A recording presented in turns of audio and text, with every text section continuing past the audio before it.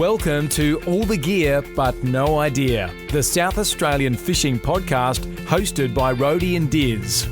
The boys will share their tall tales of the one that got away, as well as some regular segments they know all you fishing tragics will enjoy.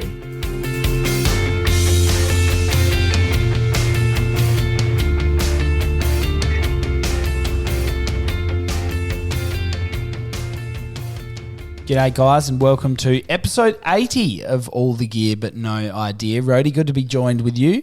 Diz, let's have a beer. Oh yeah, absolutely mate. It's good to have a beer with you and talk a bit of fishing. We're looking forward to this episode, Rhodey. We've got new RecFish board member, Kristin Goodchild. Yeah, she's the women's representative. Yes. She's been quite involved and does love her fishing, doesn't she? Yes, she does. She's got an epic following on her social media. Some good YouTube gear. Yeah, absolutely. We're going to touch on that a bit later when we have a chat with her. And great fishing representative. That's absolutely for sure. Rhodey, let's get into oranges and lemons, mate, because we've got a bit of a hefty episode to get through. We do, Diz. Today. Now, this one that I'm going to roll, this ties last episode where we brought you the new, I think that was last episode where we talked about the Opera House nets. It was. It ties it up with this new segment today. So when we're on the houseboat over Easter, I might have got a bit ahead of myself and thrown out all the Opera House nets on the way out the door. Straight into the big skip bin, said, I don't need these anymore, throw them out, they're getting banned. Then when I came back to Adelaide, did a bit of research and found out that this ban hasn't actually been sort of locked in stone. I was feeling a bit silly.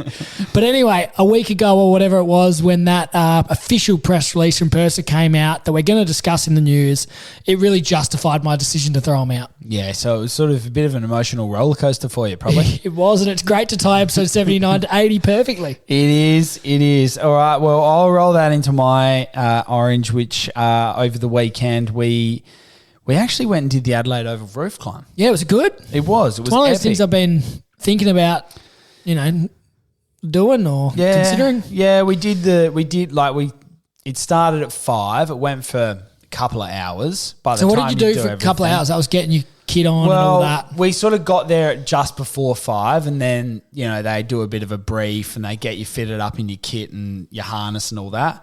The walk's probably good hour and a half. Oh, wow. Yeah.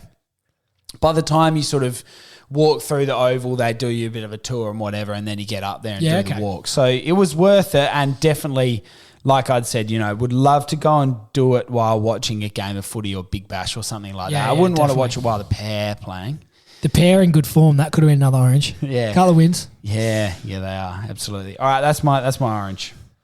All right, Diz, my lemon is going to be, this seems a bit silly saying this, but the weather is amazing over this long weekend. Oh, I know. And we haven't really made the most of it. No, certainly not from a fishing perspective. It would have been great to have had Monday off. Should have taken Monday, should have cleared the calendar. Yeah. Could have gone anywhere. Port Lincoln, you could have done a long trip, 4 days. Yeah, we could have. We've wasted an opportunity there. That's my lemon. Yeah, good shout. All right, well, touching on that, given that we've missed an opportunity, the reason that I've missed an opportunity is because I've had 5,000 events over the last 3 days. I've been busier than Peter Malinauskas at Live Golf, mate. What are all the events about? Oh, my goodness me. Millie's 30th, rolled into Millie's granddad's 90th, rolled into wedding anniversary. We only had about 15 events for Millie's birthday. Was that the same birthday that cost us the Happy Valley Fishing Day too? It was. It has actually spanned over minimum 2 weeks. And to be honest with you, I'm fed up of it. She loves a birthday. She absolutely does. I mean, it's a milestone. Don't get me wrong. It's 30, but geez, I've seen people get to 100 and carry on less than this. I'm sure she won't listen to this episode. Righty, let's get into bit of a merch update. And of course, we've got a giveaway. April giveaway, Diz. Had some good photos this month. But the winner, and this man has been a bit of a friend of the show. He always keeps us in the loop. Yeah, we love people, obviously regularly getting out fishing, and we love that.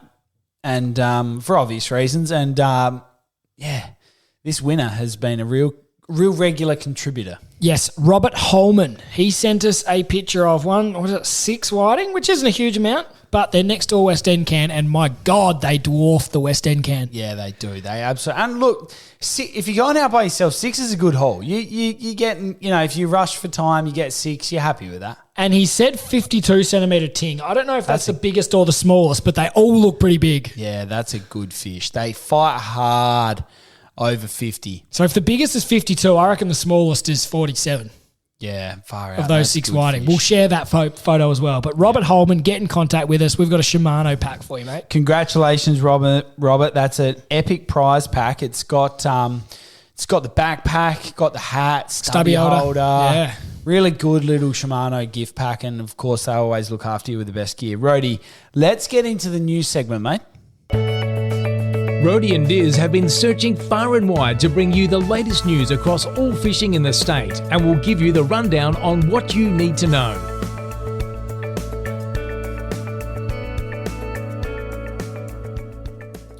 Rody, let's roll on from a news segment that was, of course, last week, the Happy Valley RecFish Day, which happened last weekend, another birthday event that got in the way of fishing, but we'll leave that alone.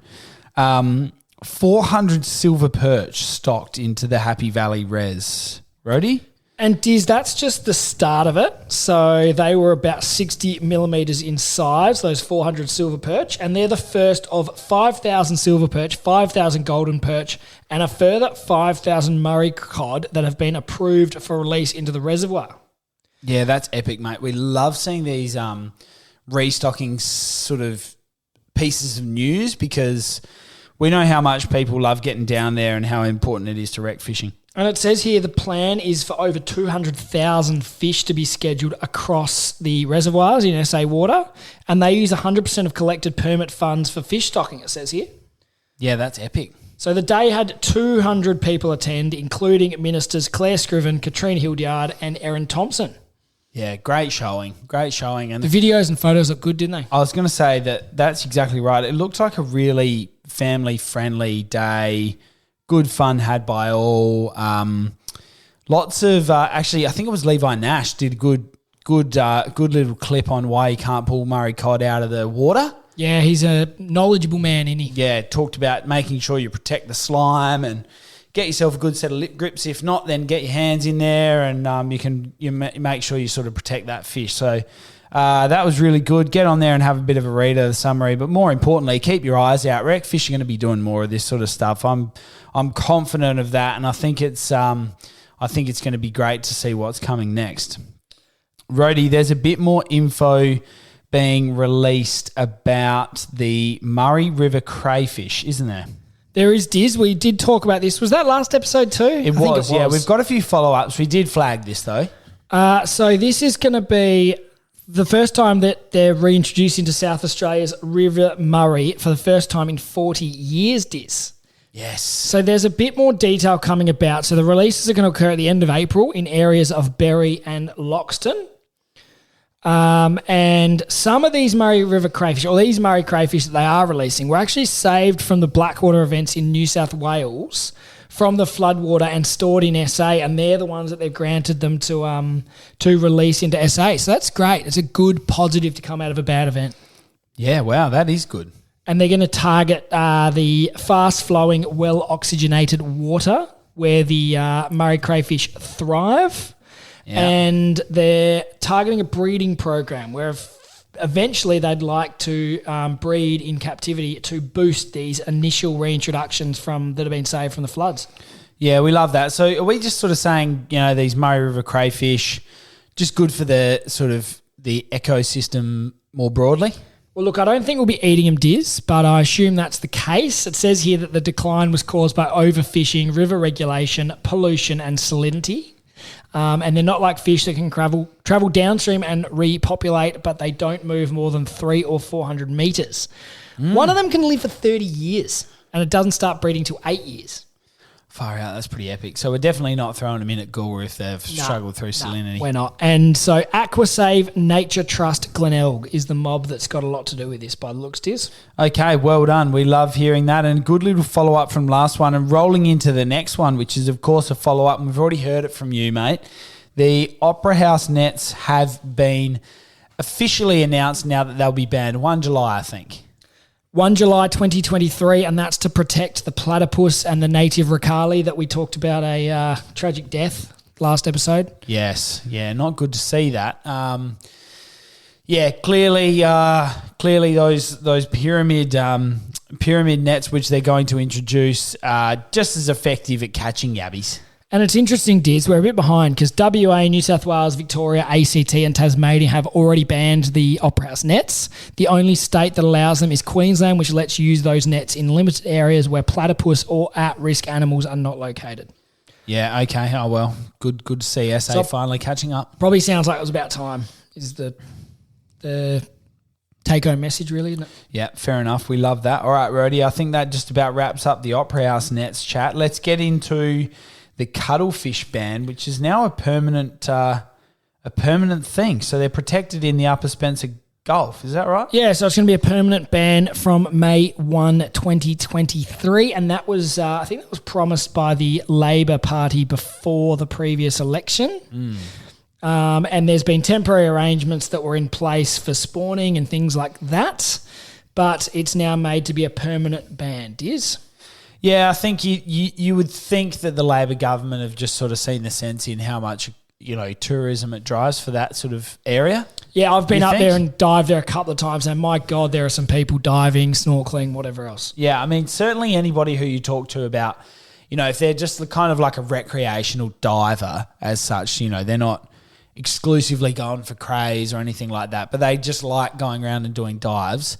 That's on their hit list. Oh, I think anyone that's keen in SA has probably been there, done that. Well, I mean, more abroad, mate. People travel far and wide for it, don't they? Exactly right. They certainly do, Diz. Yeah, all right. Well, we're going to call that a good news story? I think we are. Yeah, look, I don't think we need to target cuttlefish in that area. Yeah, I don't think too many people are kind of going out there wishing they could get a feed of cuttlefish from that area. Righto, Rody, that's a good little news segment for you. It is, Diz. Let's keep moving. Let's roll it into the tackle item.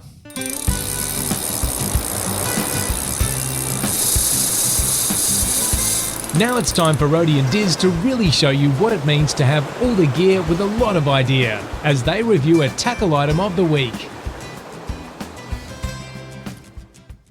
Rody, love that, mate. Great. I'm loving this segment intros.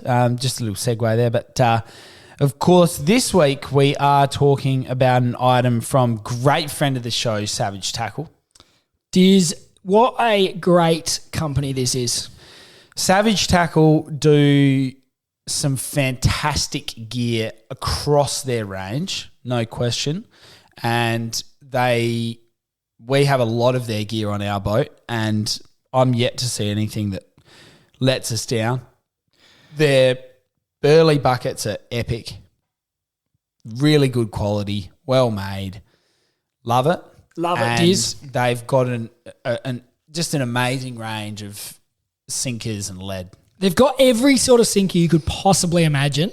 Yeah. And we've used a lot of them. And this was a new one that we came across, so we thought we should share it with you. Yes. So today in the tackle item, we're talking about the spoon sinker, aren't we, Rody? They are, Diz. And I've been in contact with the great man Simon from Savage Tackle for a bit of a background on them. And he says they're known as spoon sinkers because they resemble the head of a spoon. Yep. Okay. That makes sense, doesn't it? Yeah, well, that certainly does. So they're like a convex-shaped sort of, it's a shallow spoon, I'd call it. Yeah. A thick, shallow spoon head. Yeah. And he says that those that love them are anglers who fish heavy reef, and the reason is they tend to bounce off structure. Yeah. So that makes sense, I suppose, because they'd sink like that. I'm sorry. I'm just currently demonstrating to Dizzy how I think they sink with my hand. And I did forget for a sec we're not live with a camera. It's a good thing you've got a face for podcasting too, because you're looking awfully ugly at this point in time. But that makes sense. I mean, let's be real about it. We've all been fishing reefy bottom. Yeah. And you lose a sinker. Yeah. Oh, mate. No question. KI end of last year, we lost so much lead. Yeah. Fishing that reefy structure. Yeah. And just you want something that doesn't sort of get lodged into some of those cracks and, like you say, bounces off reef structure quite well. So it is definitely worthwhile having something like this in your arsenal of your tackle gear, because you don't want to get out there and be just losing lead, because number one, lead's expensive. Yeah. But if anyone makes it cheap at Savage Tackle, they do a great job. But you don't want to be losing lead left, right, and centre. So it's smart. It just sinks a bit slower, flutters down through the water current, nestles nicely on top of the structure without getting lodged. Beautiful, Roddy. And you can get them in a range of sizes too. Yes. That's probably the other thing to mention. Yeah. We've got a bag here with heaps of different sizes. So yeah, they're pretty nifty looking things, aren't they? Yeah, I hadn't come across them before.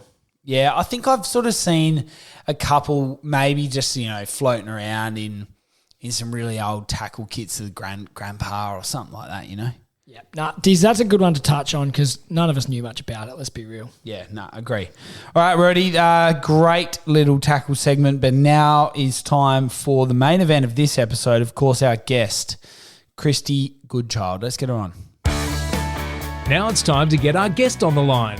We'll ask them the all-important 5 questions, then chat all things fishing in SA.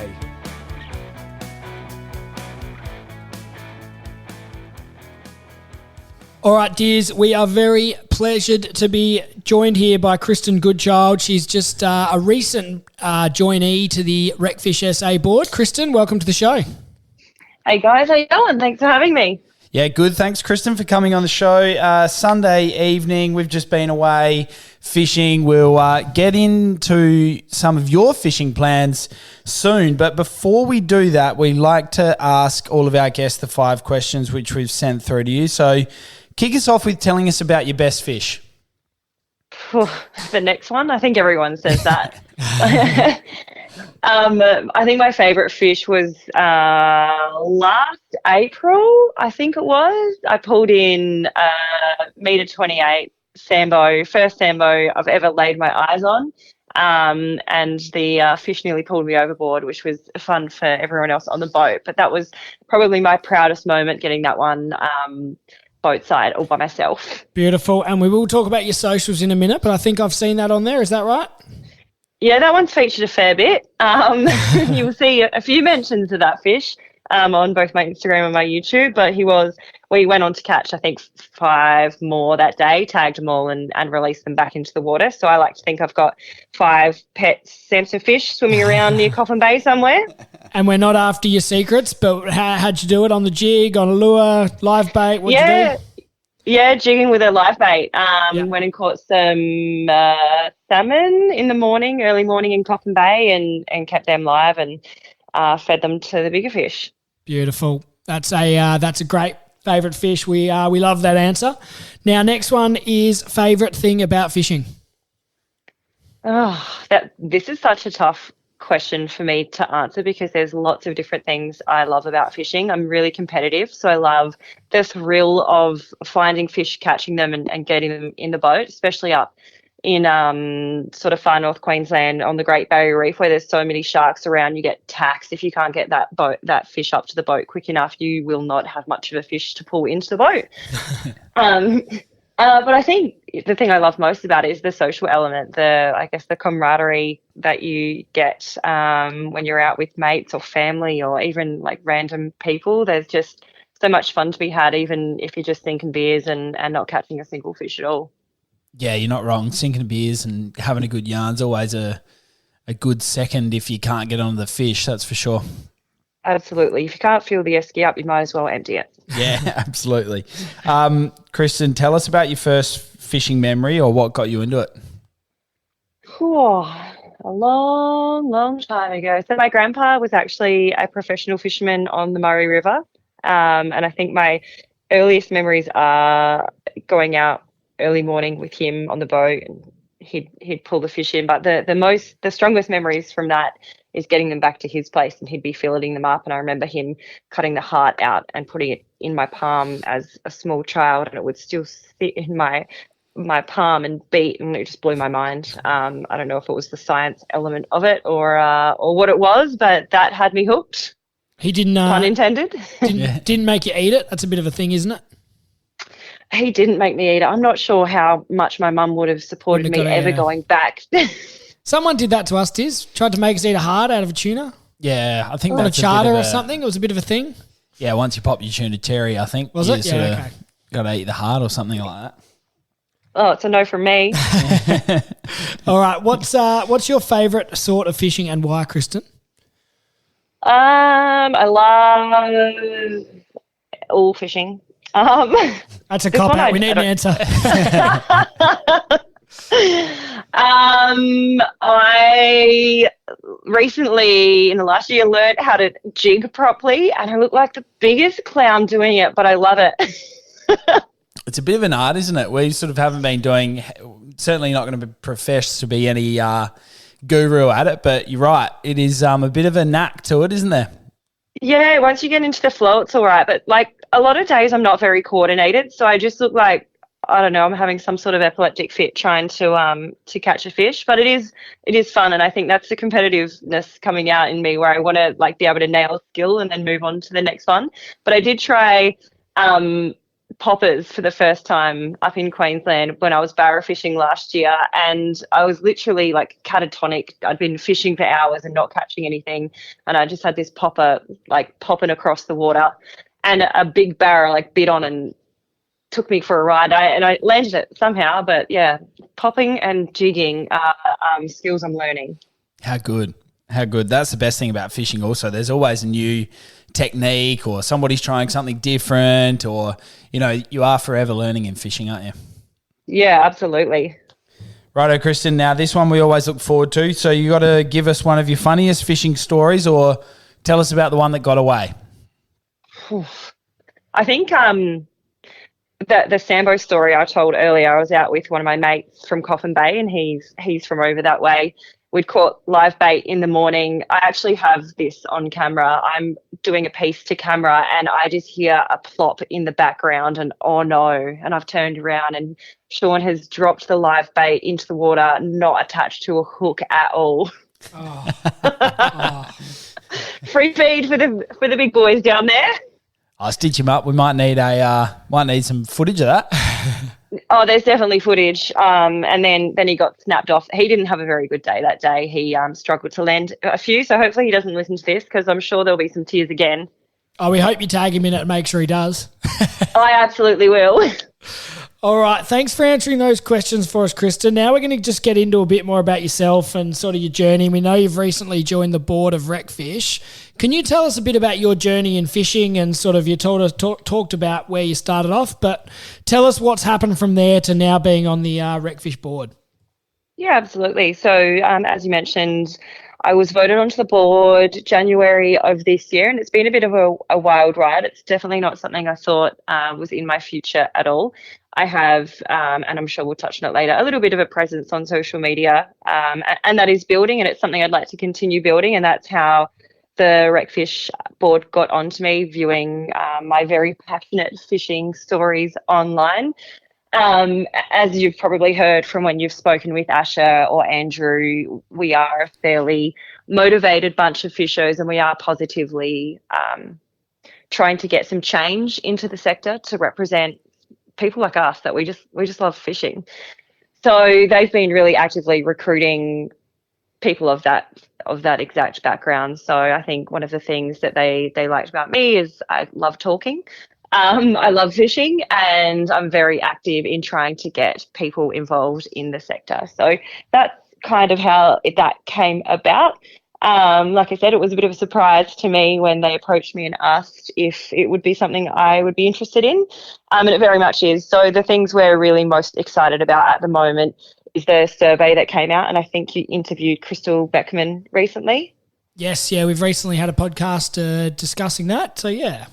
Yeah, so seeing that we deliver as a recreational fishing community over $1 billion into the South Australian economy is absolutely wild, and it gives us such a different conversation with government. And the great thing about, I guess, government at the moment is they're really active in wanting to work with us and build up the sector as well. So that is there's a lot of exciting things happening. We're building a really cool kids program to get more children involved in the sport. I'll be hopefully leading a women in fishing program to get more women out there and involved in the sport. So yeah, lots of exciting things happening.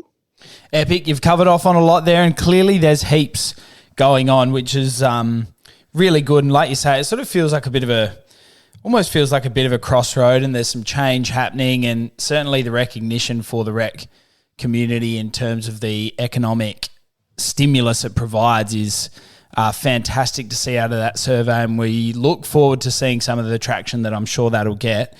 Kristin, I'm keen to hear about how you got into sort of fishing and your own social page, and clearly gained a lot of traction. You've got, almost 8,000 followers on your page, something you've been doing for quite a while, no doubt, but you do a great job of it. So how'd you get into that?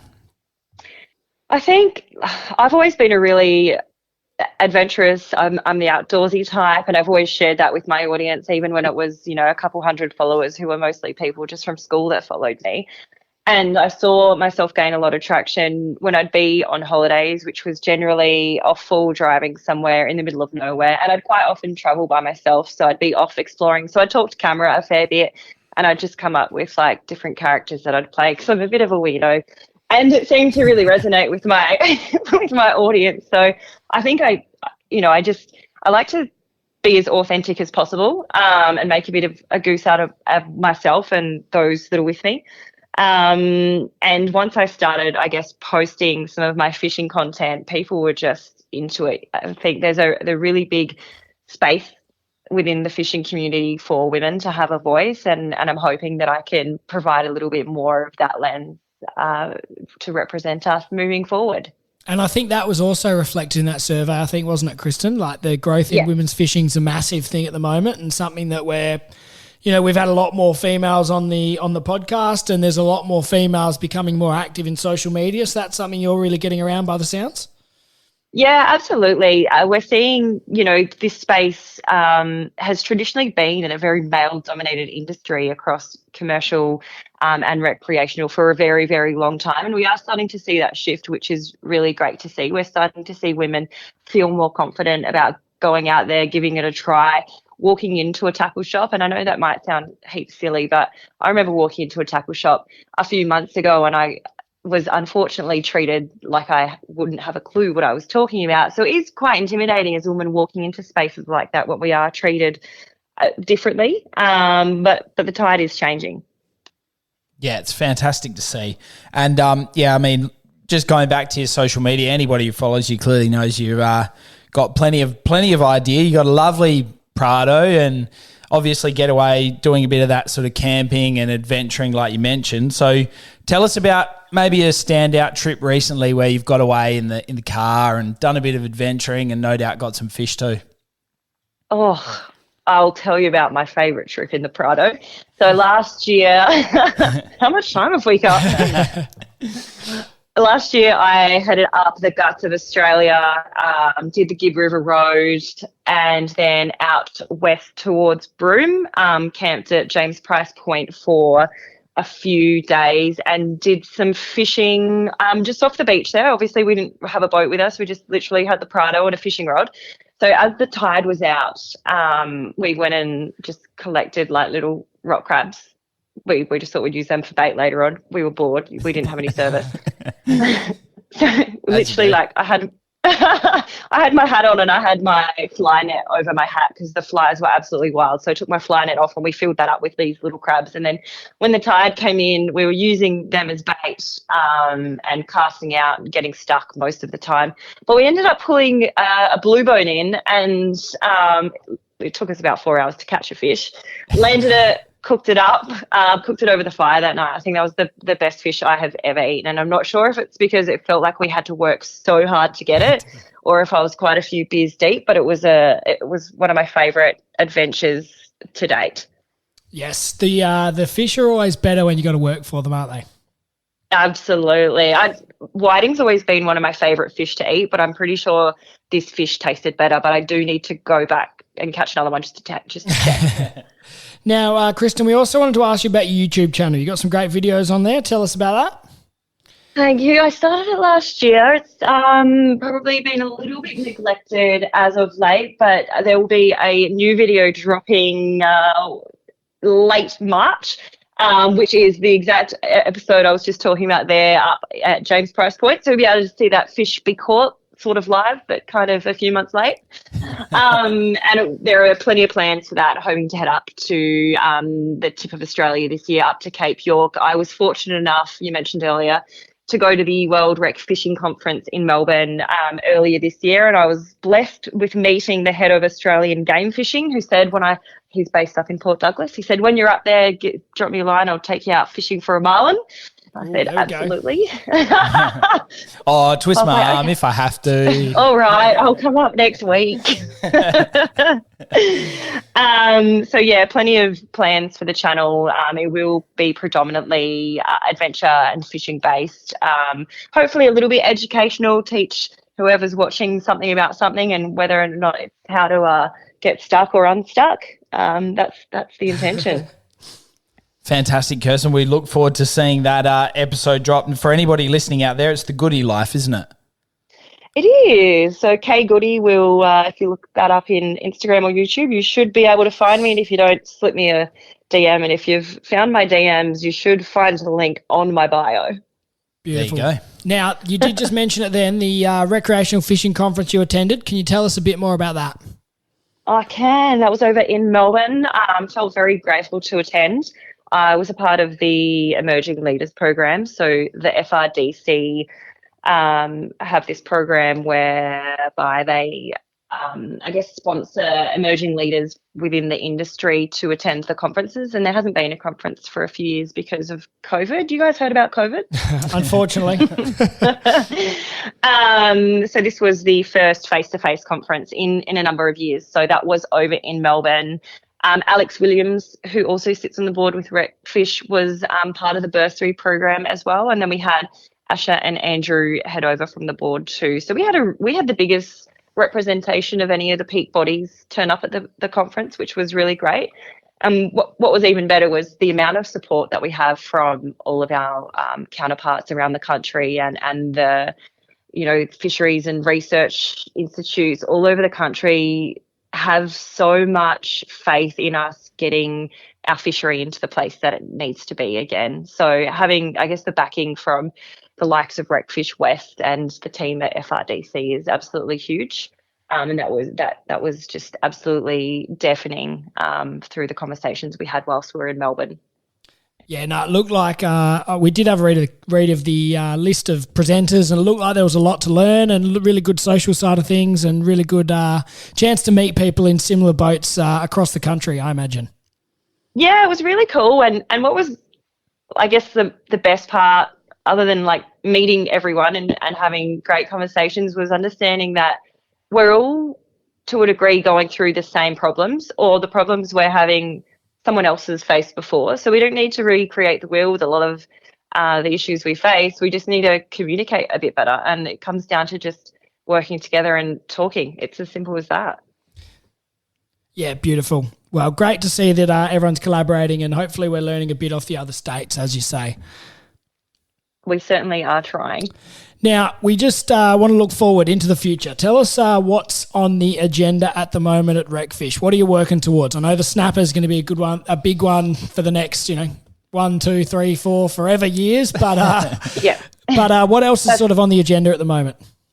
Snapper is obviously the number one priority, and that's not just from a RecFish perspective. That is Australia-wide.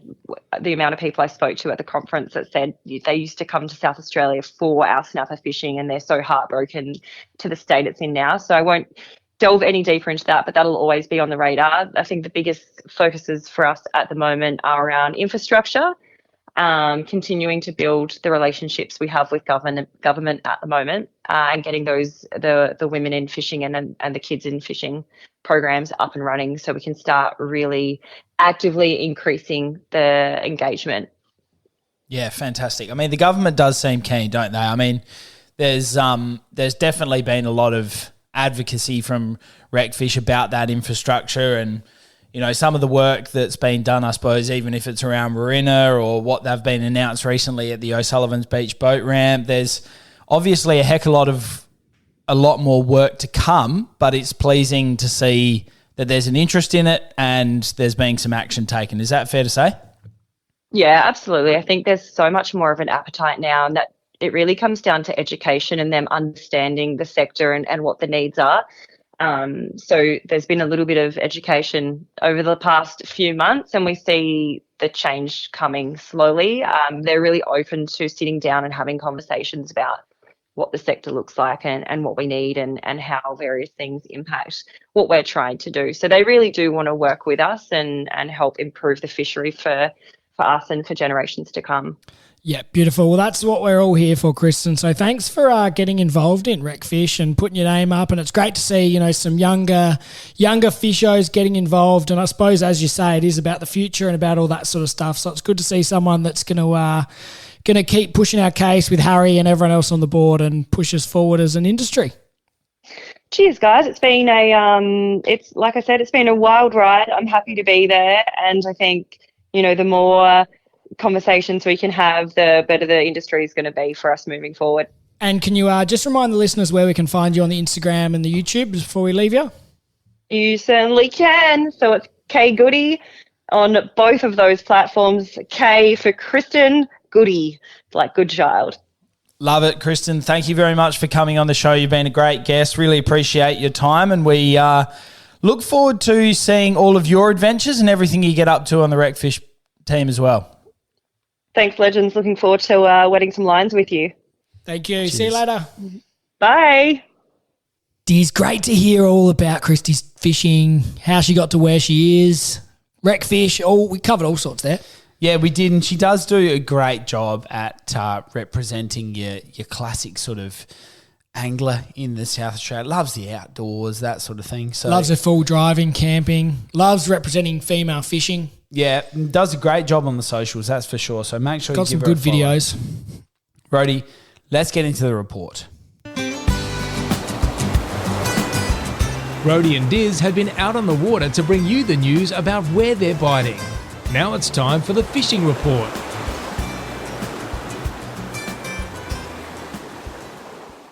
Right, Rhodey, this report we've got to start with the barrels. Oh my God, I'm getting jealous. Look, first of all, we've talked about Tice, all right? We know he's want to fish charters. We know he's good at getting on them. Simple. Ned McHenry went down there. He got one. His wasn't quite 100 kilos, maybe 80. I think so, something like that. High 70s, 80s, something like that. Still a big fish. Got down there after gather round, we believe. Yeah, it was certainly over that weekend because we were having a few beers at the pub, I reckon, weren't we? Yeah, we were, and we saw it come through. We got some mail, and we're like, oh, man. What are we doing here at the pub? pub? What are we doing here? Let's get down there. Anyway, then you sort of go, oh, yeah, okay, maybe, quiet down, maybe a few less reports, not really too sure. How's it all going? Clearly, we're talking about stuff we don't know anything about because they have just absolutely fired. Well, then Tice took out the Real Steel crew. Yep. Did you see that? They got multiple fish, including on spin rods. Yeah. So they had triple hookup by 7 a.m. Yeah, that's good going. So that is they can't have been travelling a long way from the ramp. We don't want to be giving away too many secrets. Realistically, if you want to know about them, you just need to call Tice and make a booking. But then we saw on Habgood's page that they have just had one of the most insane barrel fishing sessions ever. They hooked 17 fish. Yeah, I was sitting at work watching those Instagram stories, getting dirty on him. Aaron Red Habgood. So he hosts what's called Real Adventures with Dangerfield over in Melbourne, which I do listen to quite a bit. Yeah. I don't actually know where they were fishing. Yeah. I know he went out in Apollo Bay previous, but he's also fished Portland. Somewhere around there, I'm guessing. Could have been Port Mac. Who would know? I may have missed it in his Instagram stories in my fury of anger about not being there. He hooked 17 fish between 70 kilos and 130 kilos. I don't know how that goes. That is an epic day, and he would have been absolutely cooked after that. He's had a heart transplant. I know, yeah. He would have been knackered. Yeah. I hope his mate was doing most of the reeling in. Yeah, well, I reckon he must have been because that is some serious fishing. They released, I think, maybe all of them. I'm not sure. But I know he catch and releases a lot of fish. Yeah, I mean, gosh, if that, except for the fact that clearly you're not going to land them all because he's not doing the wrong thing, but that is an enormous amount. He's caught some barrels. So if they're between 70 and 130 kilos, let's average them out to be 100. He caught 1.7 ton of fish. Holy dooly. That is hectic. So anyway, if that doesn't make you want to go and get a barrel, I don't know what will. Nothing will. Did you see Bodie's Instagram story? They were out today, I think. Anyway, there were a lot of boats at the boat ramp. Yeah, I can imagine. The weather looked good. Weekend, crazy. Just, epic. Very, very jealous. All right, Diz, let's keep moving on to something a bit smaller but no less great. Yes, of course, the Bream Masters. Down at West Lakes this weekend? Yeah, West Lakes. So a lot of people get out there on the yaks because, of course, it is part of the yak hunters. Oh, geez, I'm not talking much sense here, but anyway, it's a very, very well fished comp. And friend of the show, Josh Davies, he's taken it out. Yeah, he has, and he's not a regular. I don't think he fishes those competitions regularly. I think he borrowed a kayak off someone. I think I saw. Yeah, no, we love that. Obviously, got some good fish. And I think he said he got a couple of smaller ones on the soft plastics, moved to the hard bodies, and they did the damage down at West Lakes. Yeah, love that. We absolutely love that. So that's a good little news story coming from something a bit more local, I guess. And of course, getting down there to West Lakes and flicking a line, whether it's with whether you're getting your son or daughter into it or whatever you might be doing, it's a great way to introduce fishing. It's a lovely part down there, probably a bit less weather dependent than some fishing is. Didn't you used to tell me that you were the best junior fisher down at West Lakes once upon a time? Look, to be fair, I think if I went down there to the Bream Masters, I'd give it a good nudge. You grew up down there? Yeah, mate. What'd you catch? Heaps of bream. Did you? Yeah. Around the pontoons? You used to use worms. Tube worms? Isn't that what you use? Tube worms. Get down there with the tubies. Get into them. Then we used to try and chase the mullies. Didn't get one? Late night? Nah. I still like to tick that off. That'd be good. We went down there a few times during uni, I remember. Yeah, we did. Yeah. Anyway, all right, Rody, tell us, you've recently been down at the Torrens, had a bit of a flick for some carp. I did. We wanted to take Lil for a bit of a walk, get some sun. So I said, all right, Lucy, what do you reckon? You walk for 45 minutes, I catch a few carp, you come back, we sit and have a little picnic for Lil. Beautiful day, everything was great except no fish. Yeah, except the catching fish part. Yeah, well, that's fishing for you. But disappointing, isn't it? Back in the day, half an hour would have been plenty to get a feed of carp. Oh, mate, we used to get heaps. If you could eat them, we would not have been hungry. Feed of carp. All I will say is there's certain parts of the Torrens that are looking pretty gross. Oh, okay. Not enough flow, you reckon? Oof, there was a fair bit of debris in one spot. Smelly? That wasn't actually too bad to smell. Yeah, okay. Yeah, that's always the trouble with the Torrens. You do get some stagnant water. You do, Diz. All right, now it's coming into winter whiting. It is, and we've had Steve Contos on the show before. He runs Insane Fishing Charters out of Port Vic and always does a great job in posting photos of his catch and the likes. Recently, mate, he has been smashing them and some absolute monster tings too. I think that that post said there was no fish under 40. Yeah, I think it was no fish Is under that 40 right? and lots over 50. So... yeah, I mean, one of the little clips, he's seeing somebody's rod buckling over, obviously, and he's going, oh, it could be, wonder what this is, looks like it could be a good big Trevi, and all of a sudden just comes this beast of a whiting over the side. The guy did his best work to almost actually not get it in the boat, but got it in there, looked like a thumping big kidney slapper. It was a good fish.